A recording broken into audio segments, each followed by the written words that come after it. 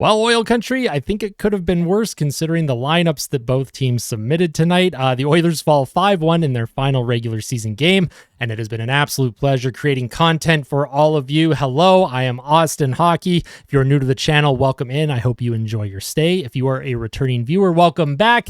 I also hope you enjoy your stay as always. Now, heading into tonight, the Oilers decided to rest all of their top players, their top 7 scorers, Ekholm, Bouchard, Kane, McDavid, Hyman, Draisaitl, Nugent-Hopkins were all out of the lineup. Stuart Skinner got the start over Calvin Pickard, who played last night.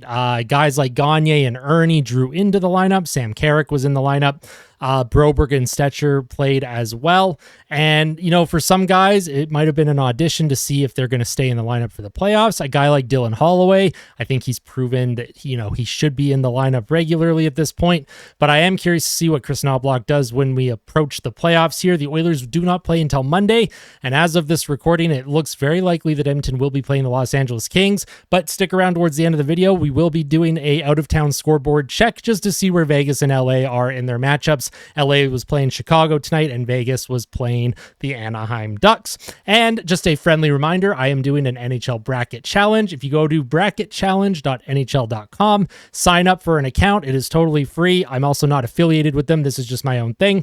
I have created the Austin Hockey League. Make sure that you join. I will leave a link in the description of the video that you can click. Join the league. I will be giving out some prizes to the top performers of the bracket challenge for the playoffs. It's going to be very fun. I'm excited for all the playoff content that I have in store. So let's jump into the post-game recap for the final time of the regular season. First period, as I mentioned, the Oilers rested all their top stars. Skinner gets the start. Rantanen hit the post early. Colorado dressed all of their top players. They really wanted this win. They really wanted to avenge that 6-2 loss a couple weeks ago or a week and a half ago. Nikushkin then scores just a minute 19 in, makes it 1-0 Avs. And they were really buzzing. They were just dancing all over the Oilers. They were passing the puck around. It looked like a junior team against like a bantam team. Like it wasn't even close, to be honest. 5 minutes in, the Oilers had absolutely 0 shots on goal. Then Rantanen makes it 2-0 Edmonton less than 6 minutes into the first. And then the Avalanche get a power play. And then Nikushkin makes it 3-0 Avalanche. And that was Nathan MacKinnon's 140th point of the season. He got an assist on that goal from Nikushkin.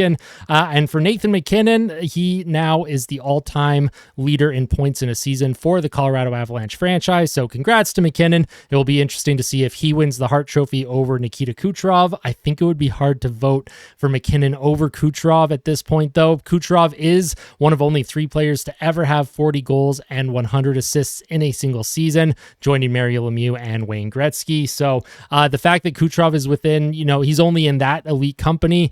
You know, MacKinnon, terrific season, but I will do a NHL awards video at some point once we get closer to that and my own predictions for that as well. But let's continue with the post-game recap in the first period. Almost halfway through the first, the Oilers still don't have a shot on goal, and then a shot from the point is redirected. Colorado then makes it 4-0, and then Foegele had a couple great looks on the penalty kill, but he couldn't bury one as Colorado got another power play. Stetcher took 2 penalties in the first period. Not a great look if Stetcher's looking to stay in the lineup, but what can you do? I'm not too concerned about his play, honestly. Oilers did make the kill. They ended up finishing the night 3 for 4 on the penalty kill, which is pretty good against, you know, considering who the Avs dressed tonight. Not too bad on the kill. McLeod hit the crossbar as the Oilers get their first power play of the game. Ryan McLeod only has 1 goal in his last 19 games. He is really struggling at putting the puck in the net. He ended up hitting the bar 2 or 3 times tonight. He is snake bitten. He cannot buy one right now.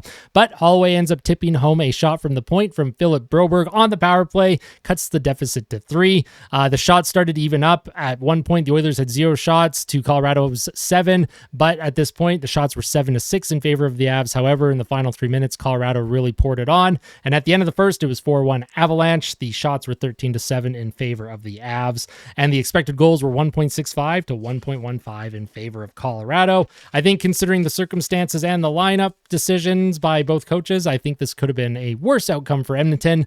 I think they were lucky to scrape away only down by 3. But from this point on, the Oilers actually played Colorado very evenly. In fact, they outchanced them, and the expected goals for was in Edmonton's favor throughout the rest of this game. So Edmonton did show some heart. They showed some hustle. They showed some grit. They did not back down. They did not roll over. And that's actually a really good sign to see. It means the team has really bought into what Kris Knoblauch's message is heading into the playoffs. And I really like to see that from Edmonton. Once the second period started, Calvin Pickard took over the goal for Stuart Skinner. Oilers killed the remainder of a late penalty that they took at the end of the first. McLeod hit another bar. Duhaime then pulls down Stetcher, and there was no call, and I was a little curious about that one. Also, again, this is not me ripping on the refs or saying Edmonton lost because of the officials. I write notes in my book, and then I just read it off during the post-game recaps, and that was just my thought at that moment.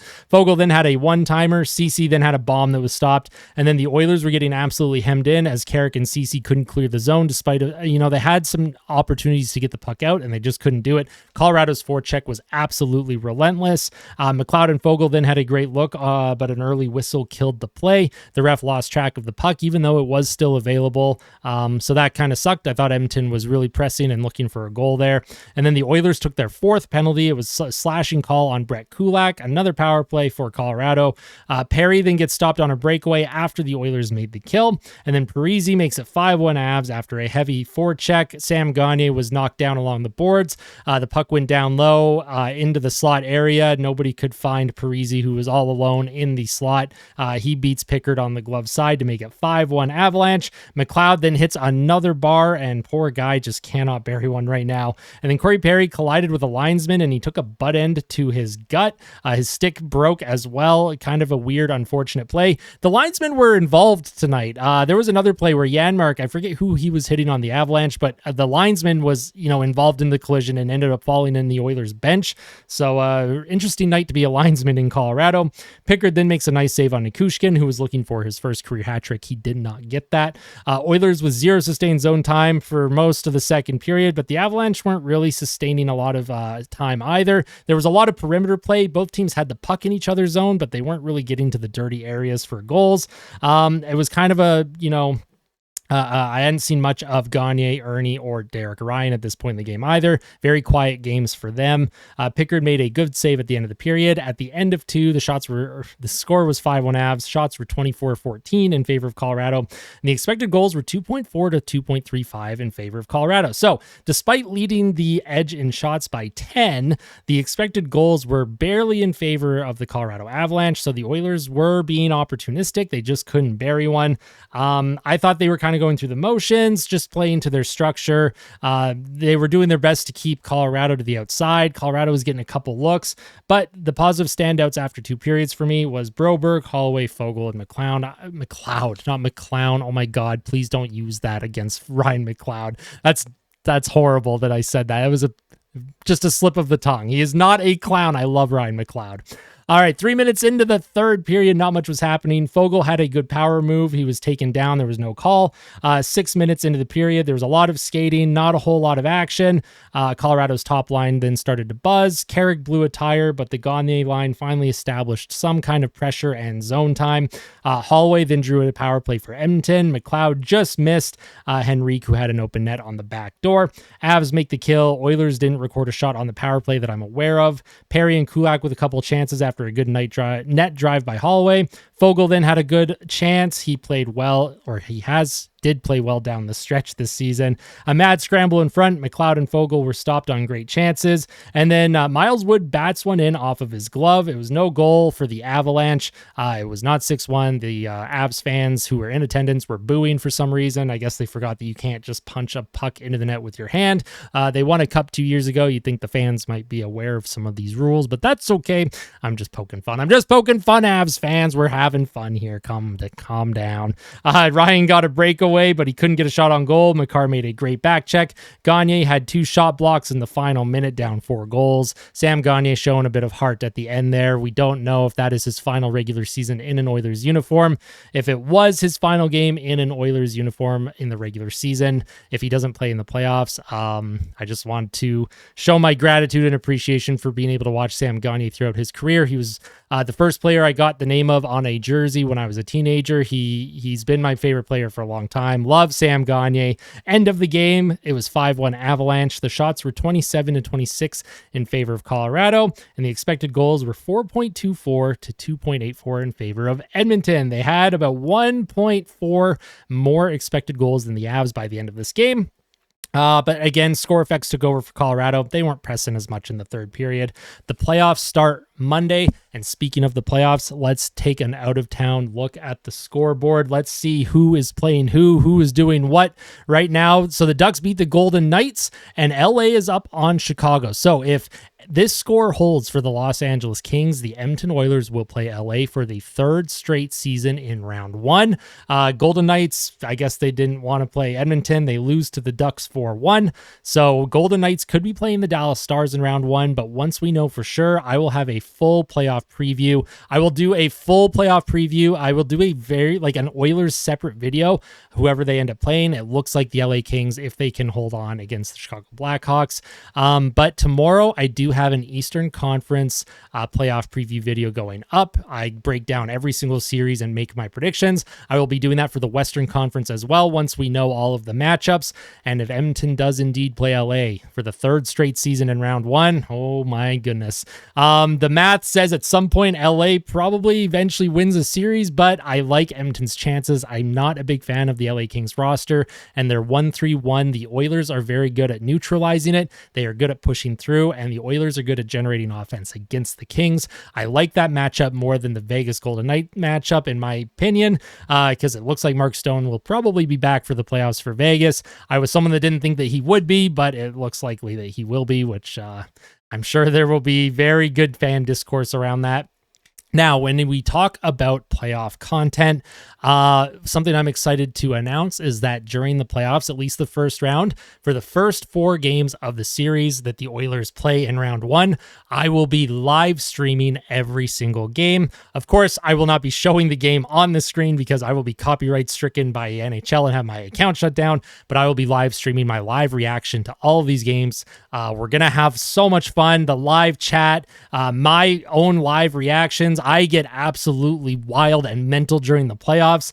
You guys are going to see some wild reactions, and it's going to be a lot of fun. I'm very excited about that. And of course, friendly reminder, the NHL Bracket Challenge. Make sure that you join the Austin Hockey League for a chance to win some prizes. I haven't decided what they are going to be yet, but at the end of the playoffs, probably the top 5 teams, there will definitely be like a good first place prize and then some secondary prizes for the people that can predict the brackets the closest. It's going to be so much fun. The playoff content is ramping up, and I'm excited. There's so much content coming to the YouTube channel. And for the final time, I just want to say thank you so much for tuning in to the regular season post-game recaps. This has been a life-changing season for me. This is the first year I've ever created content on YouTube. I created my YouTube channel and I started putting content out of frustration when the Oilers lost that game to San Jose to fall to 2-9-1 on the regular season. And I did not foresee the channel blowing up the way that it has. We're almost at 2,000 subscribers.